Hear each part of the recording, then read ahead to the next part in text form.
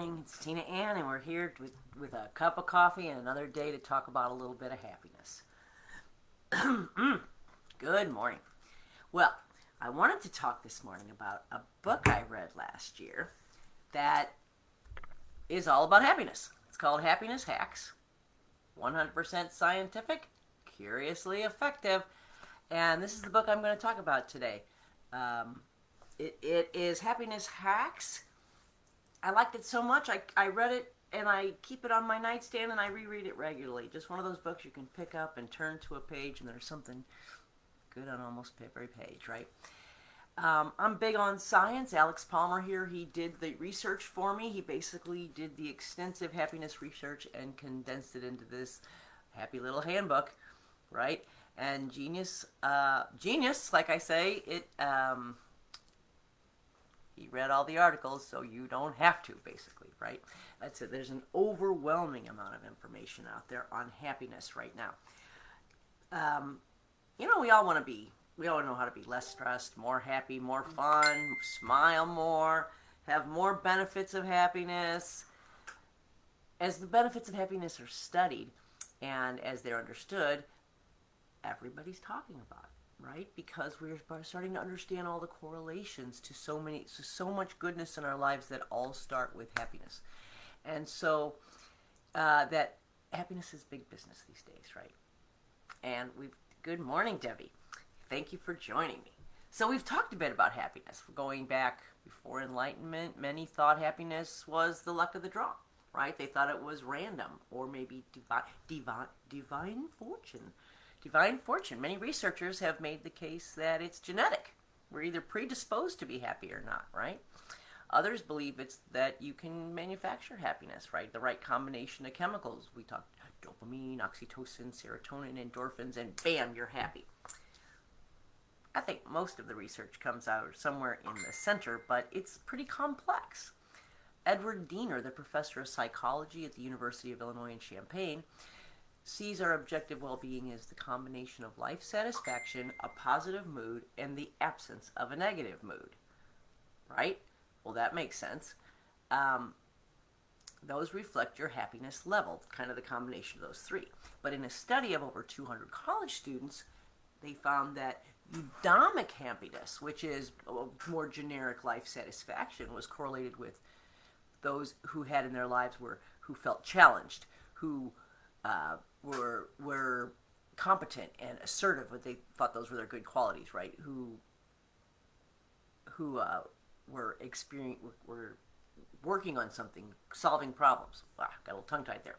Now, those that were experiencing hedonic happiness, and that's more about pleasure, right? That's more about pleasure in the situation.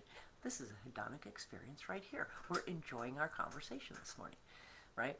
Well, that was more likely to be correlated with people who valued being relaxed and content and peaceful. So, looks like it's just a little more complex than just talking happiness, right? There's a lot of things to it, but I think that the answer somewhere, like most things, right? Most things are about balance. Most things are about finding that sweet spot in the middle between your lifetime satisfaction and everyday, momentary, moment-to-moment happiness. So obviously we're not going to go through the whole book in our time together because I'm going to put a link to Amazon. I don't make any money of it, but I would love for you to read the book, to get it for yourself, because there's obviously more in here than we're going to talk about. But I wanted to put together some of the highlights, some of the happiness hacks that I thought were worth noting, especially some of the more interesting ones, right? So, happier at work. Let's talk about being happier at work. Most of us got to go to work. Even if you don't have a job, most of us are working somehow, taking care of kids, taking care of loved ones, managing a household. We're all going, or the real job, right? Getting in the car and going to the job every day. Or a lot of us now have to just go into a different room and open up the computer and start work. Well, sometimes we dream of working less, right? We dream of not working. And the truth is, it doesn't make you happier. In fact, you're happier working less, even retirement, unless you replace your work with something really fulfilling in your retirement. These do not make you any happier. right? It turns out we are happier when we're busier. Who knew, right? And demonstrating happiness on the job. So smiling and being pleasant and cooperative, right? It brings a wide range of benefits from improving your own job performance. Happier people are more productive. It improves others' responses to you. It results in a more favorable job evaluation, greater pay, and support from coworkers and leaders. So, I guess it pays to smile at work, right? Happiness at work. How about happiness at play? Leisure or fun? Leisure is fun, usually, but not all leisure, not all free time makes people equally as happy. So here are some happiness boosters. These are things scientifically proven to give you a little boost of happiness, a little shot of endorphin. Might be hedonic, but hedonic. What's that word? I'm going to go back just so I get it right. Oh, don't you love it when I can't find my place? All right, here we go. Hedonic. I was right. I looked it up for nothing. Okay, so hedonic happiness. These are mostly hedonic happiness, but happiness boosters nonetheless. So, shopping. Buying yourself a little something, or just shopping for your family is a little boost. I'm going to take grocery shopping out of that personally. I don't think anyone's getting happiness from grocery shopping, but maybe. Maybe that's just me. Reading. Reading gives you happiness. Sitting alone with your book, even a magazine or an article. Reading is a happiness booster. Gathering with family. Gathering and sharing time with your family is a happiness booster. Music is a happiness booster. They did a study that found they had some people listen to really lively, upbeat, happy music, and then they had some people listen to some kind of somber, darker music, and then they tested their happiness. Guess what? Everybody's happiness went up. The happy music people's went up higher than the somber music people, for sure. But even the somber music listeners' happiness levels went up. Music causes happiness. Sporting events. This is a surprise to me. Sporting events ranked so high. Being on a team, joining a team, watching a team, being a fan of a team, watching it on television, going in person, sporting, anything linked to sporting events is a happiness booster. I won't say I'm not a big sports fan. I am a big baseball fan. I'm not a big fan of sports in general, but I've been on teams, and I got grandkids on teams. I can see the effects of being on the team, fighting for something bigger than yourself with the group. I think those are the dynamics at play. But sports ranks way high in our happiness rankings today. Now, non-happiness boosters, or these are neutral. These are not happiness boosters, but they're not happiness boosters. Right? They're neutral. TV. TV is a neutral event. You don't get happy watching TV. Movies. Don't get happy going to movies, even when you go there in person. It ranks on the neutral scale, right? Going out with friends did not rank on the happiness scale, like hanging with family did. Interesting stuff. I think that's casual friends, right? Some friends are just like family. Going to the gym didn't rank high on the happiness scale, even though exercise is always one of the things that we talk about, or that is talked about in boosting your endorphins and in boosting your mood. Exercise is always on the list, but on this list, it comes as a neutral player, not a happiness booster. Crafting. Wasn't happy to hear that one. Crafting, not a happiness booster. It feels like it makes me happy, but in this book, they said, meh. And then internet. Surfing the internet, watching things on the internet is actually not only not a happiness booster, it's a negative effect booster. That's right. Your happiness level actually goes down. Well, not this show, of course, but just the internet in general. Be selective. Like anything, be selective on what you're feeding yourself, right? I read something the other day. Feeding yourself isn't just what goes in your mouth, what goes in your mind and your ears. And as for leisure activities, studies from 33 countries found that a higher degrees of happiness associated with activities when... I'm going to try to say this again. A study from 33 countries found a higher degree of happiness associated with activities when folks felt like they had established useful contacts and developed important skills as a part of their activity. So the takeaway here is those that are competing on team sports or doing something that is helping them make connections and establish skills. We're back to being busy, being competent, right? Seek out leisure activities that are more than just fun, that allow you to advance as a person. When you pick out something that allows you to grow as a person, the happiness is exponential because now it's not just you spreading it around. Let's have some more happiness boosters. You've heard some of these before. Nature. Nature. Go outside. You don't have to have a sprawling vista, a small patch of grass, a tree, a rose bush, a small plant. Can't go outside, sit by the window and look outside. Studies show you get boosters from just looking at nature. Aren't near a window? Look at pictures of nature. That's how powerful nature is. Looking at pictures of nature is a happiness booster. Who knew? Sports, back to sports. Sports are actually, again, one of the big ones in creating activities they're great for your health.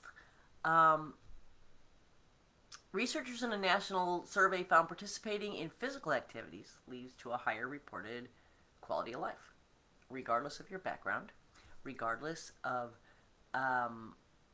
your talent level. The more involved you are in sports and physical activity, the higher your levels of happiness, right? In fact, as physical activity increases, I'm having trouble this morning, huh? This is a little bit of a circular thing. Physical activity increases happiness at 3 times your happiness decreases by losing your job. Okay, that's a funky statistic, but it tells you. Physical movement, and those who participates in group sports, team sports, even higher, right? Golf is great, but team sports is where it's at. Okay. Vacations make us happy. Newsflash! Right? We all know that vacations make us happy. But here's something interesting. The shorter vacation is actually better for you. I guess shorter and longer is all relative, but 8 days. Turns out 8 days is the perfect amount to de-stress, have maximum relaxation, disconnect from your normal everyday life and all the things that are required from you. And 8 day is peak fun.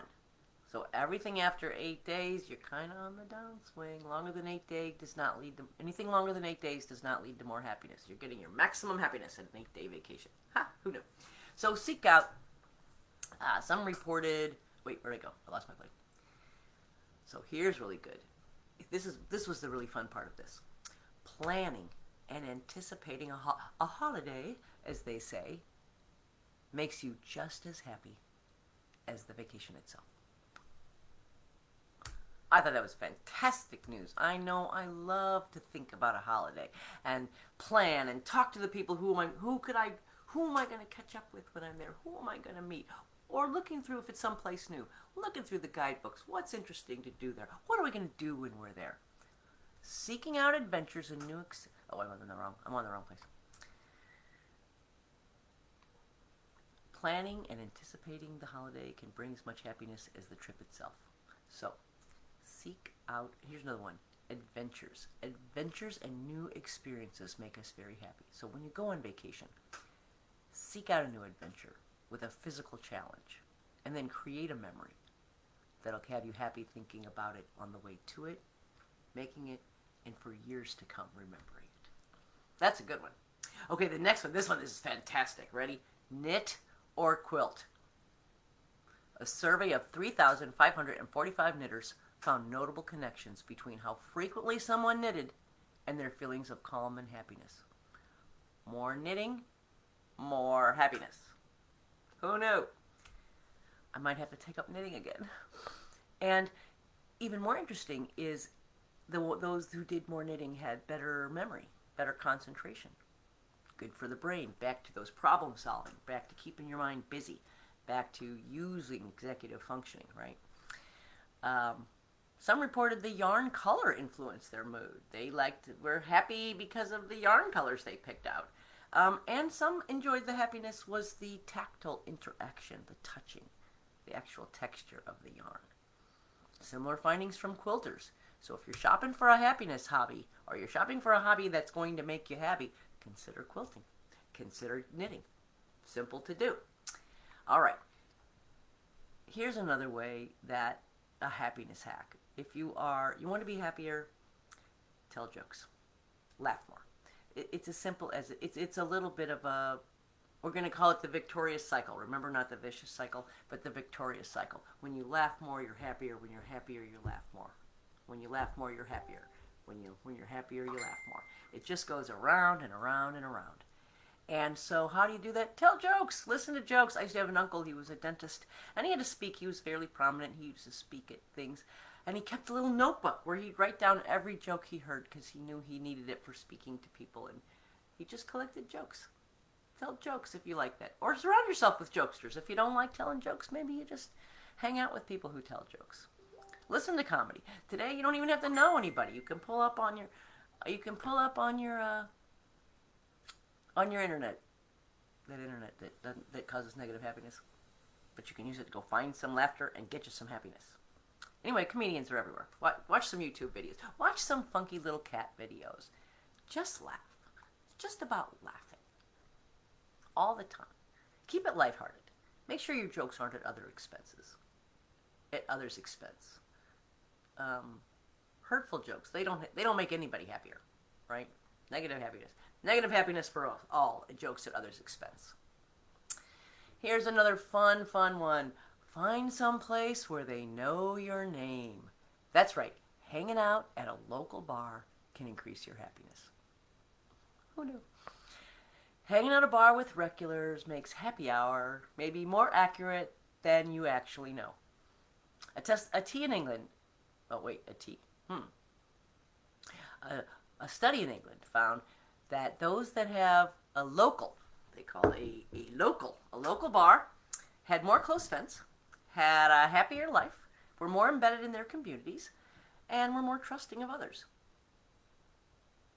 At the end of the day, as much as I'm enjoying being here with you every morning, sharing a cup of coffee, a digital space is just not the same as being in a room with people where the energy is palpable, the fun is contagious, and you're hanging out with people who you've learned to know and like. So, want to be happier? Go find your cheers. There's some place close by that they will learn to know your name. All right. Another funny happiness hack. Keep cool. Researchers at Osaka University in Japan found that happiness is likely to be maxed out at a slightly cool temperature. Specifically 57 degrees. I don't know. That's what they came at. They said, we are the happiest at 57 degrees. I don't get it. I do know I love to sleep in a cold room with a nice warm blanket at night, and studies do show that's the best sleeping. But now this said, and I've recently learned that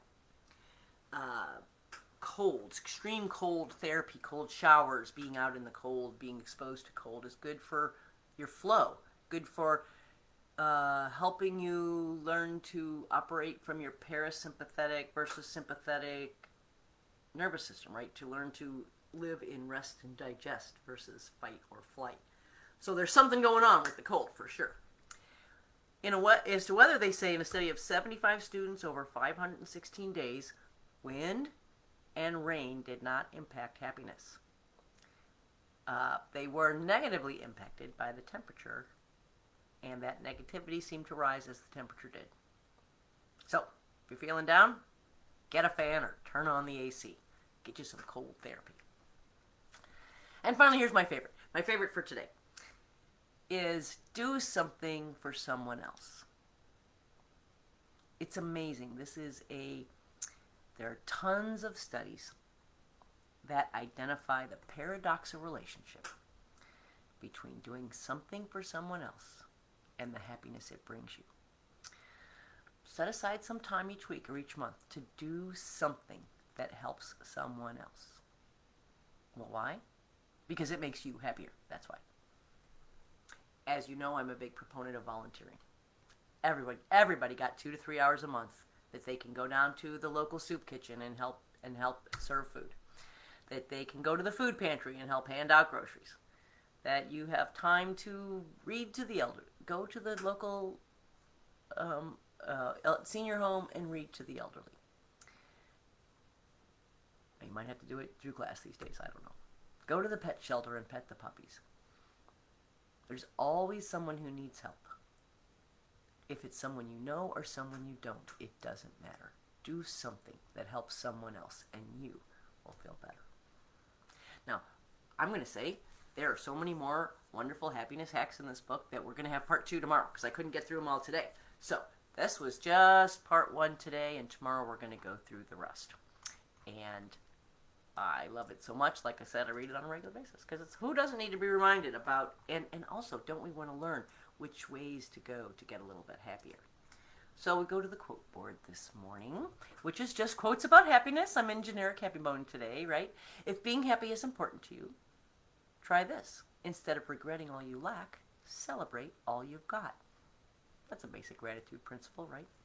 Everyone wants to live at the top of the mountain, but all of the happiness and growth occur while you're climbing it. I like that. I don't know who said it because the type is... Oh, Andy Rooney. Our friend Andy Rooney said that. Everybody wants to live on the mountaintop, but all the happiness and growth occurs while you're climbing the mountain. Okay. Well, that's just all there is to it. I'm going to have to put these on. Again, the key to being happy is knowing you have the power to choose what to accept and what to let go. We say these all the time, right? True happiness arises in the first place from the enjoyment of one's self, being your own best friend, taking care of you. Whatever you decide to do, make sure it makes you happy. Paul Cialo. Yes, yes, yes. If it doesn't make you happy, don't do it. Why are you doing it? Here's my only... when you do things that don't make you happy, unless you're doing it for a greater good... I've worked in a kitchen before and served food when I was volunteering, and maybe I would have preferred to not be in the kitchen, schlepping hot food behind the hot stove or behind the hot line, but I did it because I had a higher purpose. I was there to help some people, and so remembering your higher purpose made you not mind that uncomfortability, right? But if it doesn't make you happy, it made me happy to be giving my time, to be helping the people.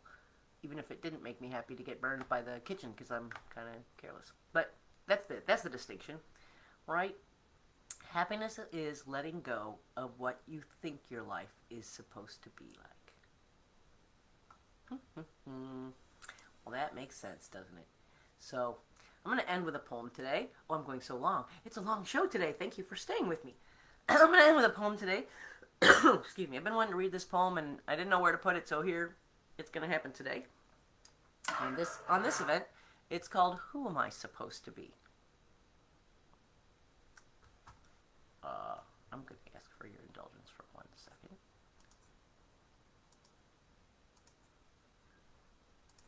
Just because I need to be able to read it, right? It's called Who Am I Supposed to Be?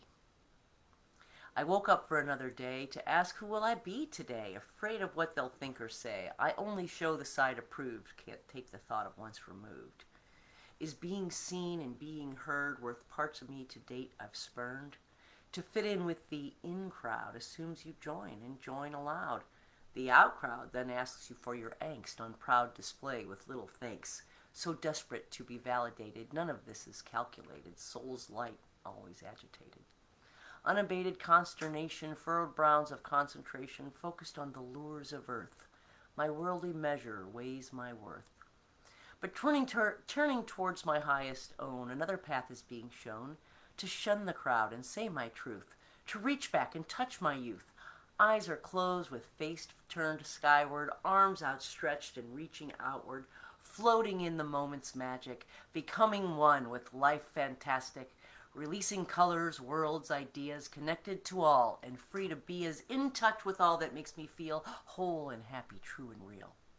Rejecting what the world may know, embracing purpose, poised to grow, becoming who I'm supposed to be, embracing who is really me. Thanks for listening this morning. Hope the happiness hacks do you some good today. See me tomorrow for the rest of them, because we're going to have happiness hacks part 2 tomorrow. Make it a happy day.